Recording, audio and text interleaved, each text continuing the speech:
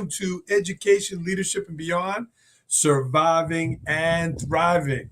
My name is Andrew Murata, host of the show and proud member of the Education Podcast Network, Voice Ed Radio Canada. And today, a very special, a collaboration. We are putting two podcasts in one.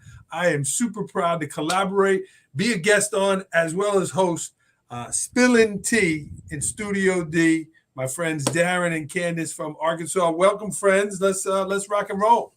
Yeah, well, welcome you to Spillin the Tea in Studio D. As you said, I'm Darin Beckwith. This is Candiss Bennett, all the way down in Arkadelphia, Arkansas. We're at an educational cooperative. We have 22 districts that we serve, and to set it up even further, there's 15 of what we do around the state of Arkansas set up regionally. But hey, great to be with you today, and great to have you today as well. That's right. Yeah, thank you. And this was Candace's idea, Darin. You and I are lucky to just get along for the ride. Oh, yeah. That's what I do. I have the best ideas. Right? Ride her coattails. That's right. That's how I got to be me. We got a lot of Murata on today. I mean, that's awesome. Never forget There you go. You're putting the cooperative to work, right? Candice said, "Hey, Andrew, let's do it together."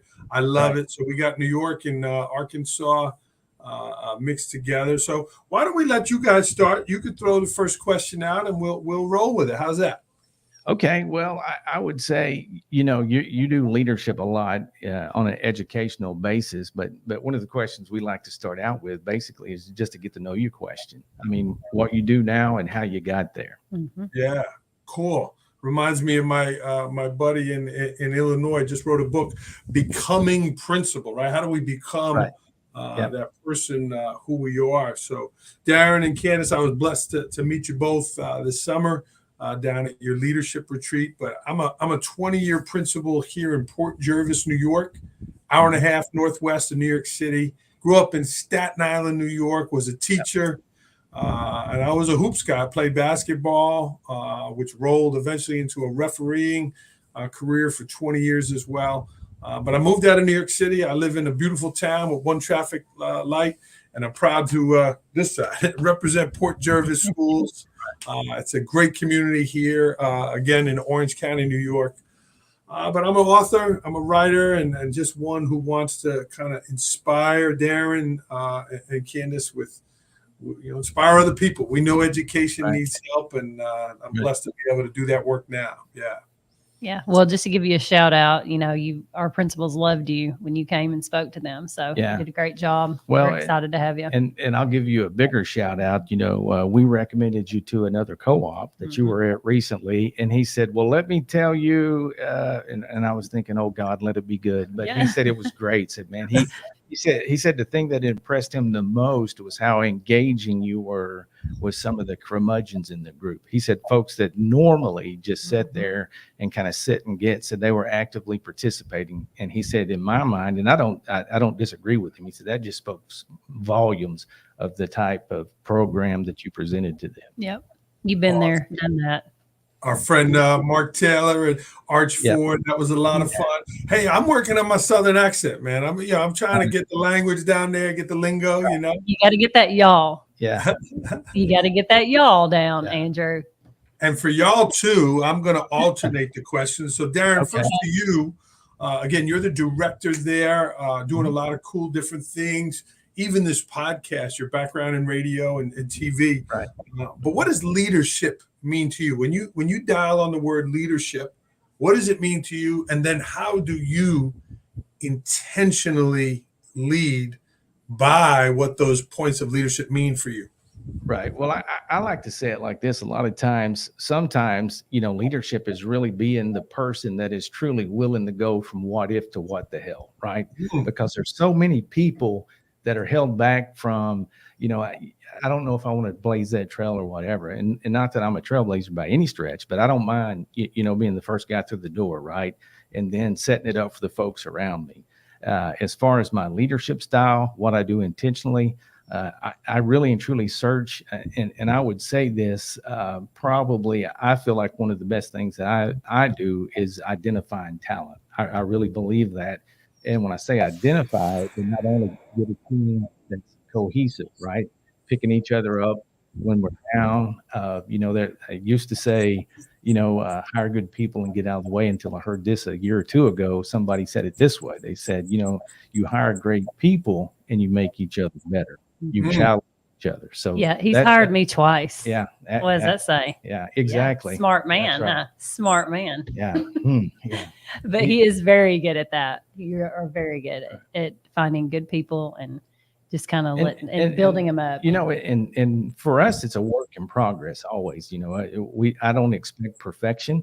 I expect our folks to take chances, and we call it failing forward around here. I mean, if you fail, what you learn from it? Okay, what can we do better next time? What can we do without next time? Yep.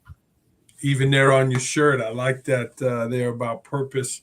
And Darin and Candiss, one of the things about this show is live, so people can jump in. There's a number of viewers listening and watching now, so please jump in the comments. Let us know if you're watching from Arkadelphia or up here in the Northeast. So please jump in with a comment.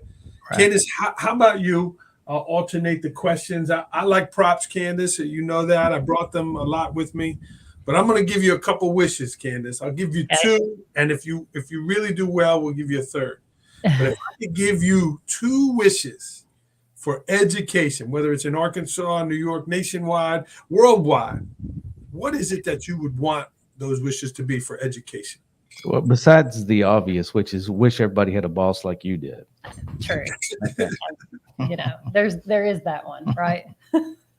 Oh my gosh. I mean, obviously, I think if every educator had a heart for kids, I don't know. I have a big heart for kids, and I feel like we used to say this all the time: you hire for heart, you can train them to do whatever. So a big wish would be if every single educator in the entire world was there for the right reasons. I think it would just be amazing. Obviously, I guess, if we're going to wish, we're always going to wish for more money. So if you have money, you can do a lot of things. So I think just that heart and then money. So do I get a third wish? I would say you bought the third wish with the money. So you earned it. Yeah. There you go. I mean, that's money can solve a lot of issues. So. Yeah. For sure. And our job, right? We had that inspiration session this summer. I appreciate your words, but our job is to fill those hearts, right? Some of them walk through the door with it, but really our job is to fill those hearts, fuel those hearts, recharge those hearts, especially when they go off. Right. Oh yeah, for sure. Yeah. All right, I'll throw it back to you guys. Your turn. Okay. Well, I read an interesting question the other day. If you were granted a time machine, okay, would you want to go back in the past and correct some not so good or decisions or failures, or would you want to move forward into the future and see what it holds? That's a good Wow. How did you know I liked Back to the Future, man?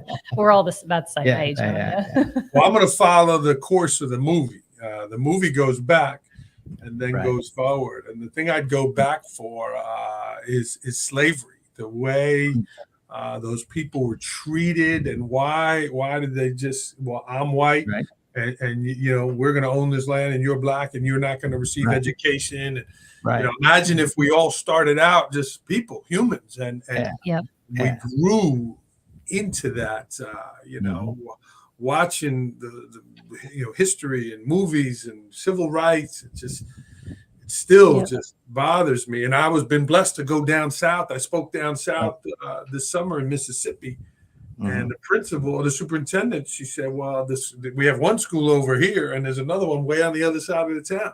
I said, well, why are they so far away if you're in the same district? And she said, think about where you are, Andrew. And one was a white school and one was a black school. And it's just like, wow. So I would go back and rectify that. And moving forward, I'm always looking forward as an educator, right? Where are we going? How can we make it better?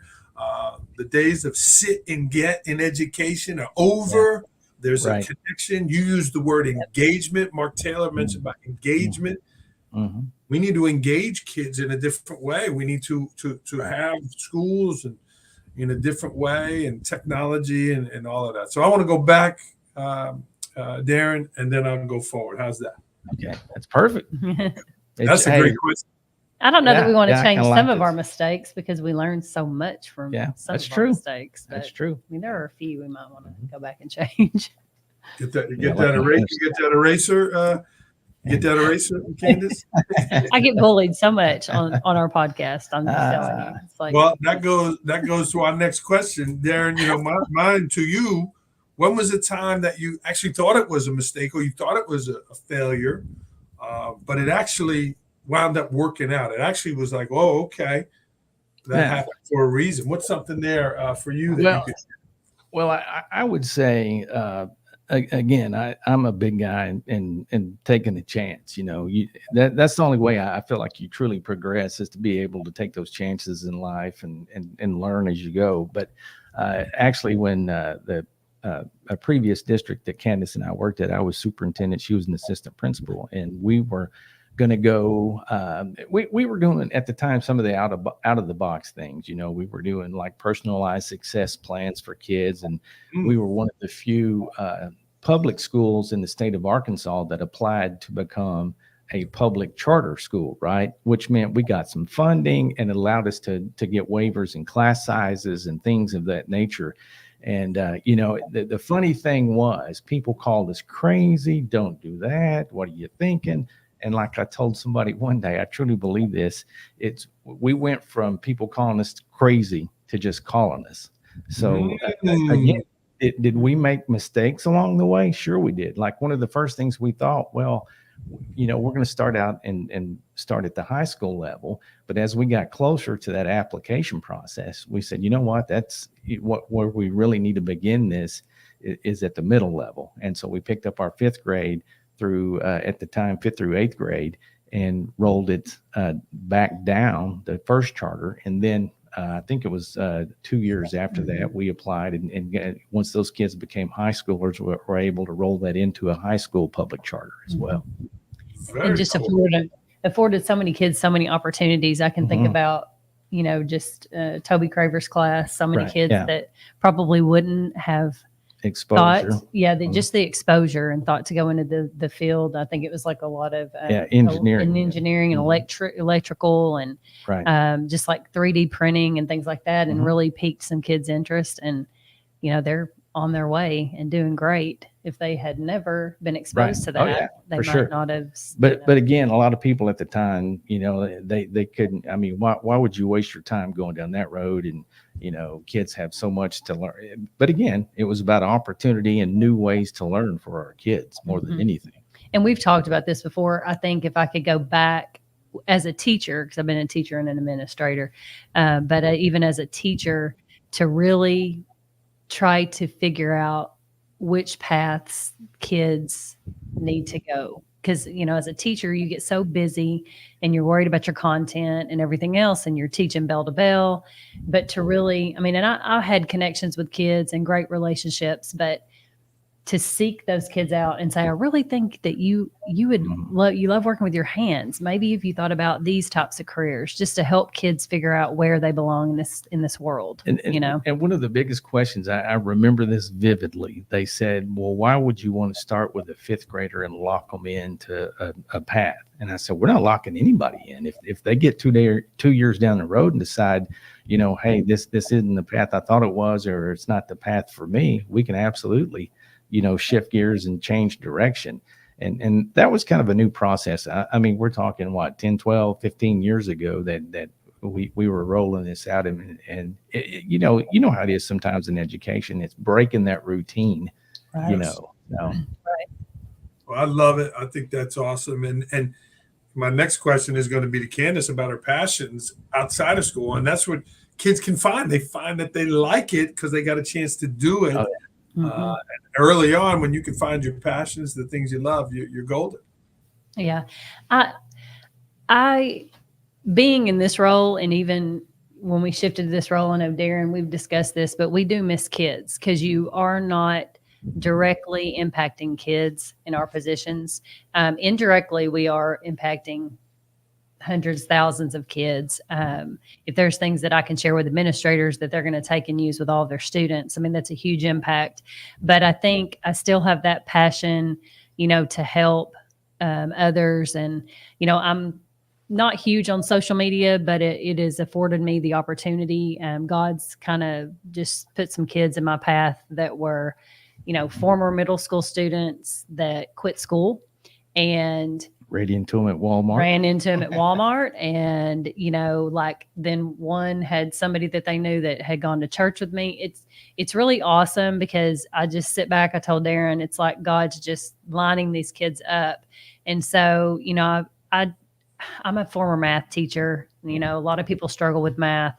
So I've been able to do some of that on the side and just tutor some kids. And I always feel like that I need to give back. Like there's a purpose for us here on this earth. And we're not just supposed to just go through the motions, and we're supposed to impact others and help them have a better future so that they can help others have a better future. So that's kind of my passion. It really is. Just basically, I love the job that we have now. I get to get up every day and serve other people and make them happy. I'm like, everybody's happy all the time. When I was a principal, somebody was mad at me all the time. When I was a principal. I mean, you get it. Exactly. So it's like, but and we talk about this too, but in the job that we're in now, we feel like, with 22 districts that we get to pour into, we get to impact more kids. And I think that brings us back. It does. But, I think I always will have that. I don't know. I guess, that's just how God made me, I suppose. And, but, I also have just on the fun side, I'm a big card player, and I tell Darin, I'm like, I'm just going to retire. And I think I'll go to the nursing home and a couple days a week and play cards with the people. Wow. What's your game? What do you like to play? Okay. So my grandparents, taught us this game. It's called Hand and Foot, which is kind of like canasta. I've only played canasta once, but it's very similar to that. Of course, we play everything. Like we're a big board game family, Yahtzee, phase 10. Like she a lot plays of games. Poker too. Don't let her act like she does. No, not often. But anyway, so and I also, my sister and I, we have our kids and we'll get together on the weekend and play with my parents, which I feel is important. They're not here, they're getting older and they're not going to be here forever. And, we're not going to be here forever. So just make those memories and, have a good time. Enjoy life, Now, back to what you said, Candiss, though, you're doing your podcast now, Spillin' Tea in Studio D. You're doing that with kids, right? You're speaking with kids? We do. I actually had a former student who's now a coach and principal, which made me feel really old. And then we had a student that's like a senior in high school. So we have students, we have teachers, administrators on our podcast. We've been real intentional this year about taking the show on the road because we realized, it only took us 2 years to realize how difficult it was for schools to participate during the school day. So we can load up and go and catch a teacher and or students when they have a break during the school day, roll in, shoot a podcast, and roll out. So I would say this is our third season to do this. And the participation as far as is really up because we're able now to go mobile and set up and do our podcast there at the schools. And we do it for fun. We have fun, but a lot of our podcasts, people get something out of it that they can use. It's just like when you had sent us information about you speaking, and we got on your podcast, and hey, here's a principal talking about breakthrough coach, and I'm like, hey, let's try to bring them to help our principals, which we did. So it's just you learn something new every day. And when we started this thing, that was goal number one, and always going to be our true north is. We want to highlight great things going on in our schools. And so we're moving mountains to make that happen because we get it. We've been in the trenches, and some days you're just caught in the school life and you don't have that opportunity to really celebrate, the wins and celebrate the great things going on. And man, we got some great stuff going on in our school districts. Yeah. And we've had guests on, Mid-America Science Museum. Basically, we get that information out to the schools, and that way if they want to have them come in, went to the zoo today, which was cool, except that I had to touch a snake, and that was not cool. because I'm terrified of snakes. Did it touch you back? No, I said if I have to touch that, you better make Yeah. sure the head of that snake is away from my hand, Yeah. like away. Anyway, I said I'm trying to conquer my fears. It didn't work though. Well, your logos are awesome. If you Google it, you could see Spillin the Tea in Studio D here in Right. Port Jervis. We have Port Center. ESPN has not come after us. They got Sports Center. We got Port Center. That's our podcast here at our school. And proud, like you said, Darin, to be able to shine the light on. Right? There's so many great things happening. There's your light, Candiss. We're gonna get you. Yeah, we gotta get the light. Yeah, the light. looks so much better. They don't make that light. So All right, you're up next. What's y'all's next question? Okay, this is one. So you go all around the country, obviously, and I have had the opportunity to go to New York on a couple occasions and visit schools in Harlem. The last trip I went was a 3 years ago, but I got to go out to the island, out Staten Island. So maybe tell us, as you see, I think some people think schools in certain parts of the country are so much different or so much this or that. But what are, if there are differences that you've seen, and similarities in the schools that you. Great question. Thank you for that. If you're watching live, jump in, leave us a comment, say hello to Darin and Candiss from Arkansas. Very cool to have this kind of dual podcast together. And Candiss, Shasta and Jessica are in my little waiting room. Are they supposed to be on? Are they supposed to be doing something? I think they clicked the wrong link. Yeah. I think they just want to watch. Yeah, I think they just want to watch. Right. Yeah. But Darin, back to your question. Kids are kids, teachers are teachers. Again, whether I'm in Biloxi, Mississippi, the Oregon coast, Arkadelphia, or Maine. I'll be in Saranac Lake on Friday in New York here. The kids are kids and teachers are teachers. The things they love are the same. The things they dislike are the same. Cell phone problems, things like that. What I have found, some of the differences, though, are the rural schools, right? I'm in a small city. Arkadelphia, I think, was similar to kind of that, but I've worked with rural Oregon. I was at the rural Arizona conference. Rural schools and resources and getting educators to come and stay. Like here in Port Jervis, I want to hire a great person. Like you said, finding talent, I want to hire that great person. I don't need to ask them about, well, where are you going to get housing? Do you want to move here? Like, I don't have to have those questions. Whereas in rural Oregon, their school districts are buying, land and building homes and trying to set up those resources. Internet access, their games. You got to drive 4 hours to go play the next school. Come on. So they got teams sleeping over to after the games, and they'll maybe play a doubleheader or something like that. But those are things that city schools don't have to deal with. And then the state finances. A lot of the conferences I go to, or I had a chance to speak with Earl Franks, the National Association of Elementary School Principals National Director or Executive Director. Talking about advocacy, advocating for the money, the resources, like you said, Candiss, the money for their districts.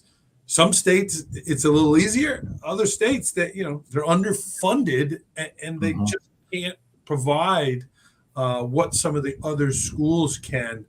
I could tell a lot when I roll up to a school district, just seeing how well the school is maintained, what it looks like, and when I rolled into, we were in Hot Springs, we weren't in Arkadelphia. Where was that place, Candiss? What school was that? At Lakeside.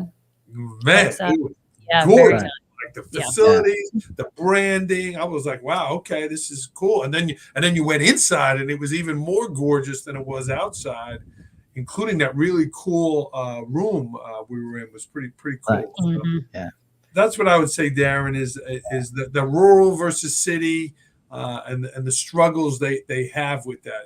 When the superintendent's driving the bus to go down to the school dance, that's like, whoa. Yeah. Well, you mentioned facilities, and I have to say that was one of the things that was probably most impressive to me even the schools we visited in Harlem and on Staten Island, both, I mean, outside wise, you can tell they were older buildings, but man, you get inside, they were immaculate. The kids took pride in the facilities. The staff took pride in the facilities. And I was having this discussion earlier with somebody today. We have an after-school program that our co-op is one of the few in the state, actually, that does an after-school program with the local district here in Arkadelphia. But they had the opportunity to move into new facilities this year. And one of the co-directors told me, she said, "You just can't believe the attitude shift in these kids in these newer buildings." And I said, yeah, I mean, it does. It really does. The facilities, the cleanliness, and it just that's a great starting point. I think when a kid walks in, the first thing they see is an immaculate building that sets the tone. Yeah. And what comes first, the chicken or the egg? The extra learning, the engagement in school, all of that, or do we create beautiful facilities? Right. And now we match up the teaching, and like you said earlier, Candiss, the heart, right? To be in a beautiful spot. I'm going to work at a higher level to hit those marks. Right. So, yeah, very cool. All right. My turn back to you guys. Darin, my question to you, my theme is surviving and thriving, Darin, right? The journey of up and down. And I interviewed a coach yesterday on my podcast, 35 years coaching and teaching, like, holy cow. So Right. I'm going to take out the word "and," Darin. You have the word purpose on your shirt. What are you putting in there? Surviving blank thriving. What is the action, behavior, strategy? What word, what mindset are you putting in there so more people, like Candiss was saying earlier, can have that heart, can thrive and our kids and our schools? Well, I mean, you've mentioned purpose a couple of times. I don't know, you've probably read the book, and I know you put them up sometimes, but one word, the book, John Gordon, I always forget the other guys, Dan Britton and Jimmy Page, right? You pick a word for the year, and that is for 365 days. I mean, that is, again, that's what's going to should drive what you want to get out of the year, right? So this year, again, I went back to the word purpose. And we have the opportunity to help kick off school years, that kind of thing. So I go out, talk to teachers, right? And again, I told them I wanted you guys to remember why you are doing what you're doing. Take it back to when you really got in here. Your heart was on fire. You're going to set the world on fire. You need to go back and visit that, right? And I think purpose is something that I wanted them to be intentional about. And I know you're big on this too. Look, I got one coming to you. I'll get you one out, but it's a journal. It's got the word purpose on it.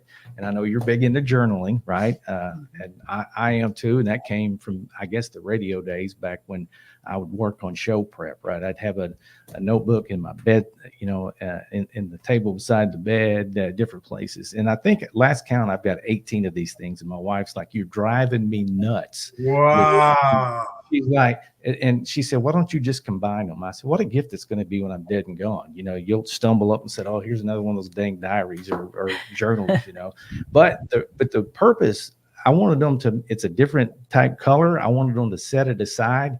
And all year, I want them to journal about their purpose. And hopefully at the end of the year, we'll get some interaction, as they reflect on what their purpose is. And again, it can go beyond, obviously, the school. But, again, the word purpose, that's what it's all about for me this year, is keeping that word in front of me. And, when we select a word, although this is my word, we share it with the co-op, kind of our vision or direction we want to take for the year. And I'm going to add to that, you have a lot of administrators probably watching, but, Darin was superintendent, 12 years ago. I was assistant high school principal at Fountain Lake, and he shared that with our team, and we all, chose a word. He had a word for the district, but we all chose our individual word. 12 years in, right. I still have a word every year. Yeah. My personal word is breathe, because I'm super type A, and I just have to remind myself to stay calm. So I have it, you post it on your computer, you post it in your office, you post it somewhere at home. And I just think it's a great activity that administrators, superintendents can do with their admin team, principals can do with their staff. that really can make an impact. Yeah, and I think back to that meeting, and it was such a really and truly important meeting, for that staff at the time. I mean, you talk about bringing each other together. We had laughter, we had tears, but again, I felt like when we walked out of the room that day, man, we were ready to knock down brick walls. Yep. I love it. I think that's great. And finding that purpose. So I'm going to challenge the both of you live here on the show. I like to write, journal, like you said, Darin. So I'd love for you guys to write a blog about that, about what you did this year, what your word is this year, and why that's important to people. So there's a challenge to both of you, and I'd love to see you put that in print. Yeah, that's a big challenge for a math teacher, Andrew. Yeah, and a guy that talks a whole lot more than he writes. Hey, Darin, there's a new technology out there called talk to text, bro. Yeah, that might be it. Because, hey, we could do that. One of these days, I plan on writing a book. Again, it'll be a collection of who knows what, but basically on the school experience, it's going to be basically the working title is "You Ain't Gonna Believe This." Expletive, right? So, but I think too, and the thing I love about this is, journaling. I go back, like I said, when I get the opportunity to speak, and when I'm looking for, ideas to talk about, I'll go back and look at some of my notes or quotes or whatever. Yeah. And this year I'm not gonna lie, as any good leader does, you get a little frustrated from time to time with how things aren't going, right? And so I brought my staff in, which, I'm not a huge meeting guy, but I say this, I don't meet for the sake of meeting. When it's necessary, but as I sat there and dwelled on it, I thought about this quote that just popped up, kind of reached out and grabbed me out of one of the journals. And it's an old coaching thing. You've probably heard it, but it said, two things, first of all, don't get upset over the results you're not getting for the work you're not doing. And I thought, wow, that spoke to me volumes. The reason I'm getting, frustrated with things is because, again, I've gotten a little comfortable and haven't done what I should have done as the leader and set those expectations, but more importantly, inspect those expectations. Mm-hmm. So that brought me back down. And then the other part of that was, it's super simple, success requires sacrifice. Mm-hmm. So to that, I was thinking, I really haven't, been putting in the time or sacrificing the time and prioritizing the things that are important in order to get the results that I feel like we need to get. Andrew, going back to you for just a second, your book, because you're on our podcast too. So, and you've probably talked about this on your podcast a little bit, but to your surviving and thriving, if you could pull maybe one or two just quick things that you think are probably top of your list out of that book to share with administrators, what would you say? I love it, Candiss. Thanks. Number one, enjoy the journey. Candiss, you mentioned about heart, your joy. Think of the loss. Think of people you've seen who've lost their lives, lost family members. Life is short. It is. Enjoying the journey, showing up with a smile, even when it's raining out. Showing up. Every day is not perfect. But you could choose your attitude. You could choose how you show up. So many people say, I don't feel good today. Well, doesn't mean you got to act like that, right? That's right. Yep. Enjoying the journey, I think, is one thing so much. And the second thing, forgive yourself with mistakes. We all make mistakes. Going back to the prop, right? I used to beat myself up because as principal, you want to be perfect. You want to be smart. You want to look strong and make good decisions. And then when you make a mistake, you're doing it in front of everybody. Well, I learned to have a windshield wiper mentality, and you make a mistake, a bird poops on your windshield.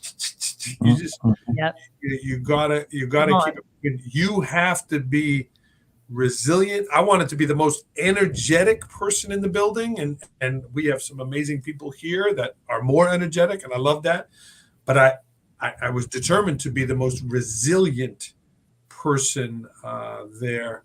Reminds me of the story, Darin and Candiss. There was a donkey and fell into a well in a farm in Arkadelphia, and the two laborers looked down and said, "Oh man, that donkey, this is an old well, it's an old donkey. Let's just fill it in, and it'll be a win-win situation.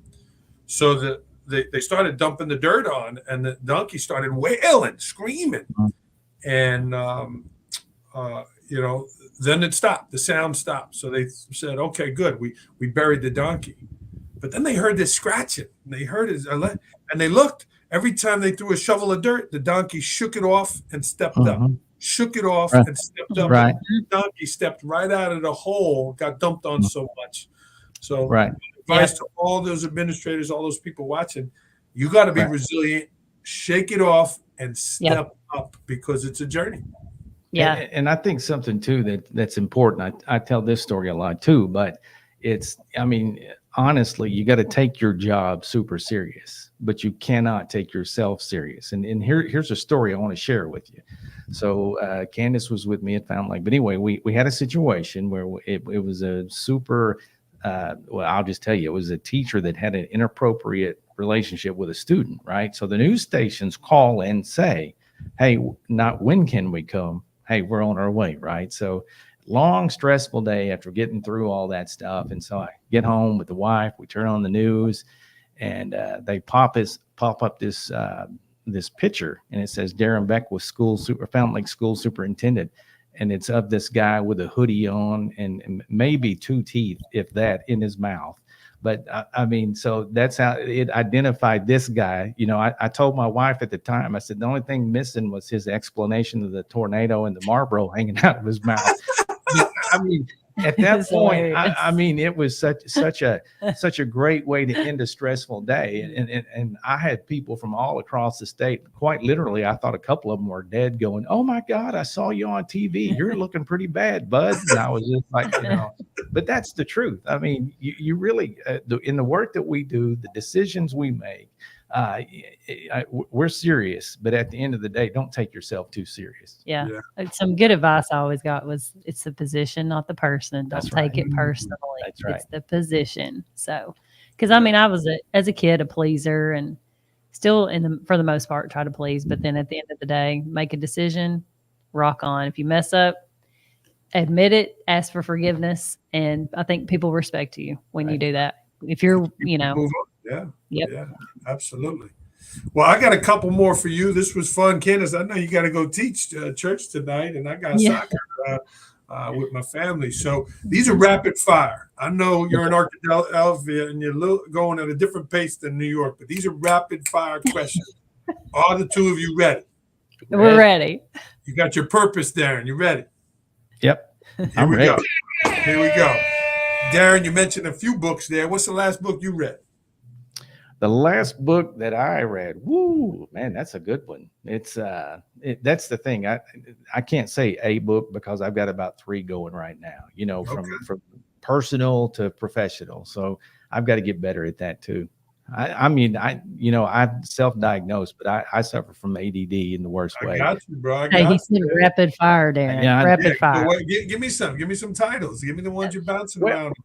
You want me to, while you're thinking about it? Go ahead. My sister's, she reads these Janet Ivanovich, the number books. This is personal, and they're hilarious. But anyway, I've been reading that the past couple of days. We're on book like 27. She makes me read them after she's done. So that's personal.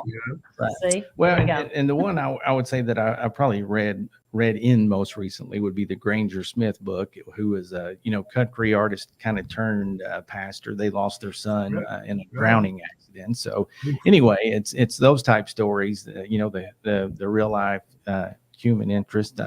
I'm a big time autobiography kind of guy.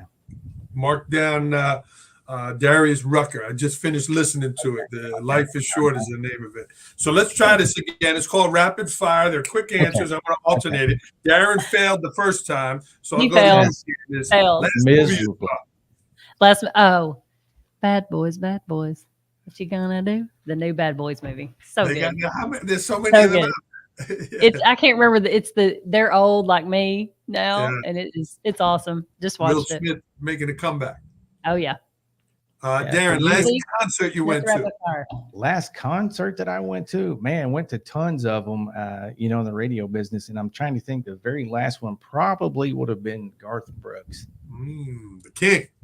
Yeah. Candiss, favorite dish? Tacos. I have them every week, and ice cream if I can pick a dessert too. The food that day in Hot Springs was fantastic.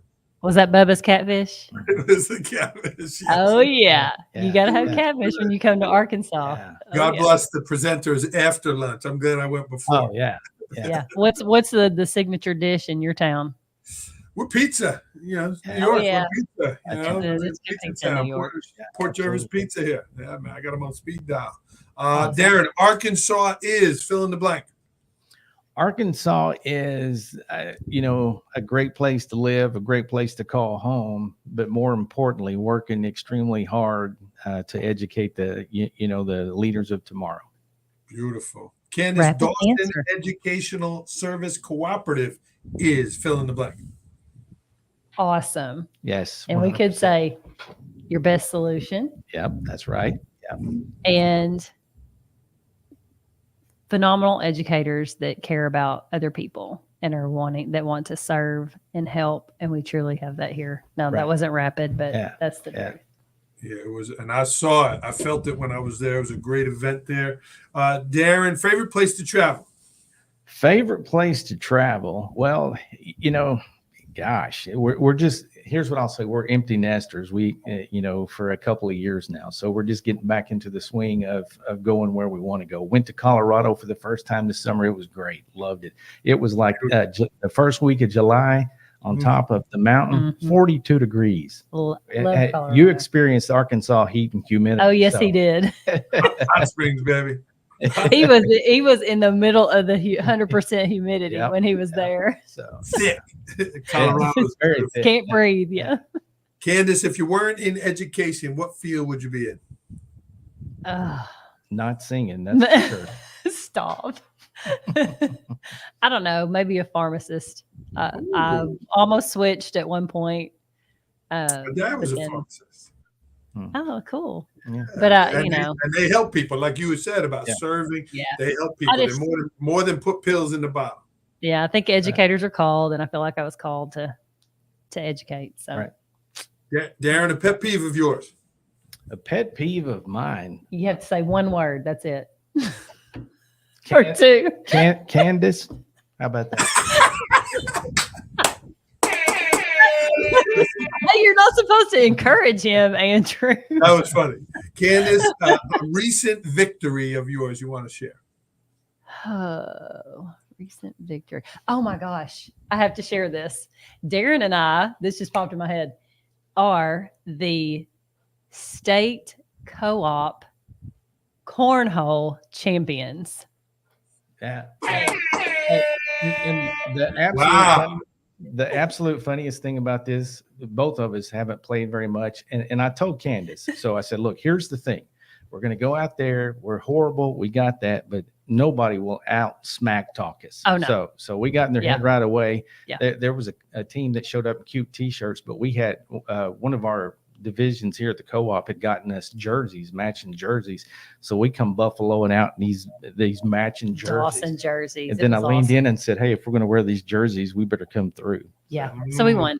We beat all the other co-ops. It was awesome. Mark Taylor, Arch Ford, get out of the way, baby. Yeah. That's- Oh, yeah. You tell, Yeah. tell Mark knows. Yeah. We're Yeah. so I much think better at cornhole. than I him. think he got bounced in the first round. I'm pretty Yeah, sure. I think so.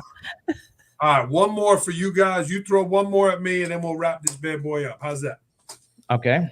You got one? Yeah, I would just say, and again, as you go forward, what is one thing professionally that you haven't done that you plan on doing? Man, you got good questions. You guys are good at this. I always had a dream of tying in the Humane Society into a thing that's in the school. I've had this dream to do that. Think about all the services that kids could provide. They can provide care for the animals. They can do intake, register the animals. They can certainly walk them and take care of them during the day. There would be skills with people in terms of people coming in and taking the this, and then you go to some of these places. They always need funding and money, and the schools could offer so much. And I tried to kind of do that. I still would like to do it. And the second thing, I've always wanted to play an instrument. You mentioned about singing with Candiss. I am not very musical. I can't dance, but I love, I just listened to Darius Rucker's memoir, musically, lyrics, and then what music does to people. That's right. We love music. Big believer in music. A lot of times, my office is kind of in the back of the administration building, and there will be days they'll come in and go, "Hey, could you turn it down? We've got guests." I'm like, "Yeah, whatever." Hey, what's the craziest thing you've done as a principal? We've kissed pigs and thrown eggs on our head, and what's one of the craziest things you've had to do? We got the pies in the face. I was high school and middle school, so we didn't have that reading stuff. Up here, it gets cold, Candiss and Darin. And when it's a fire drill, the big kids can't go to their lockers and get their jackets. So we've had that a few times where it's been 0 degrees and something went wrong. And I'm like, I can't have these guys come. It's going to take them 10 minutes for them to get here. Like, I'm not having it. Once we found out it wasn't a real fire, we brought them in. Like, that's a big no-no. So I wouldn't say it's crazy, Candiss, but I brought them back in. We went to the gym, the auditorium, and the cafeteria. And to say me and the fire chief had a verbal disagreement is an understatement. I almost got myself in a lot of hot water. But when you lead and you do things for kids and your staff, sometimes you got to take the heat, no pun intended. It's all about choosing those battles. That's right. I wasn't having it. It takes them 10 minutes to get here. I love our fire departments and stuff. We knew it wasn't a fire. So I made the decision as the leader. Caught a lot of flack for that, Candiss. Yeah. Hey, I like visiting the northern states, but don't want to live there. I do not do well in cold weather. They keep it freezing in our office. I can't even stand that. Well, this was fun, guys. I could tell you do a good job. Maybe we'll maybe make this an annual thing, maybe a couple times a year. That'd be awesome. That would be awesome. Collaborative, a little podcast collaborative. Maybe we could have some other people. Yeah, that'd be great. Round robin action. This was a lot of fun. Good idea, Candiss. Yeah. That's the first one she's had in like 6 months. So Well, this is a jump ball for you. I love quotes. Let's end with a quote here. What's a quote that you guys live by? Something that you really love? I would say something that I used to say in all of my emails signing off to my staff members, and I still actually say that on my Monday emails to the Dawson administrators. I send out as kids and people don't care how much you know until they know how much you care. I don't know. Well, and I don't know mine so much a quote as a set of short rules that we gave I gave my one and only son, and I call it the Goose rules because that was his nickname. But it was, faith and family first. Find your passion, make a difference, and stay humble. Darin Beckwith and Candiss Bennett, friends from the Dawson Educational Service Cooperative in Arkadelphia. Appreciate you. This was fun. It was really fun. We enjoyed it. We appreciate you, Andrew. Look forward to seeing you sometime. All right, y'all stay on the line. Let's sign off on the podcast. Check them out, guys. Spilling the Tea in Studio D. It stands for Darin. And they are doing great work there in Arkadelphia. Really cool. I admire you guys and good collaboration. But let's sign off. If I could help you in any way, don't hesitate to reach out and keep surviving and thriving, friends. Thanks, guys. Thanks. All right.